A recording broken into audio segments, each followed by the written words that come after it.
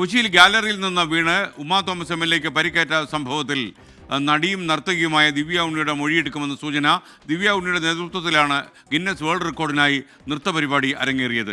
പരിപാടിയുടെ നടത്തിപ്പിനെതിരെ ഗുരുതര സാമ്പത്തിക ആരോപണങ്ങളും ഉയർന്നു വന്നിട്ടുണ്ട്. വിഷ്ണു സുരേഷ് കൊച്ചിയിൽ നിന്ന് വിവരങ്ങളുമായി ചേർന്നു. Vishnu, good morning. വിഷ്ണു, ദിവ്യ ഉണ്ണിക്ക് ഒരു നർത്തകി അല്ലെങ്കിൽ ഈ നൃത്തപരിപാടിക്ക് നേതൃത്വം നൽകിയ ആളെന്നുള്ള നിലയ്ക്ക് അപ്പുറം എന്തെങ്കിലും ഉത്തരവാദിത്തമുള്ളതായി പോലീസ് പറയുന്നുണ്ടോ?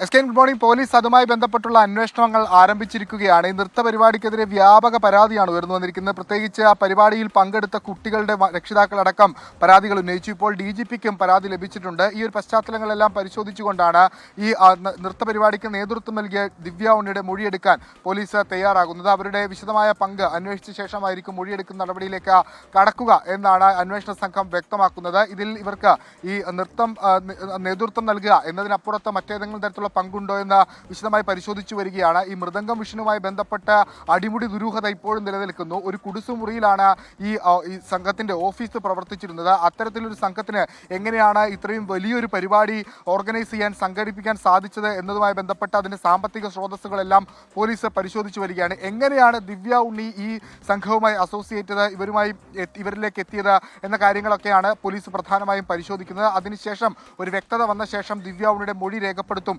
എന്നാണ് കൊച്ചി സിറ്റി പോലീസ് വ്യക്തമാക്കിയിരിക്കുന്നത്. ഈ കേസുമായി ബന്ധപ്പെട്ടുള്ള ഏറ്റവും നിർണായകമായ നടപടി കൂടിയായിരിക്കും അത്. പ്രത്യേകിച്ച് ഈ സംഘാടനവുമായി ബന്ധപ്പെട്ടാണ് അവരുടെ മൊഴി, ഈ നൃത്തപരിപാടിയുമായി ബന്ധപ്പെട്ടാണ് അവരുടെ മൊഴി രേഖപ്പെടുത്തുന്നത് എന്നുള്ളതും പ്രധാനപ്പെട്ട കാര്യമാണ്. Thank you Vishnu Suresh.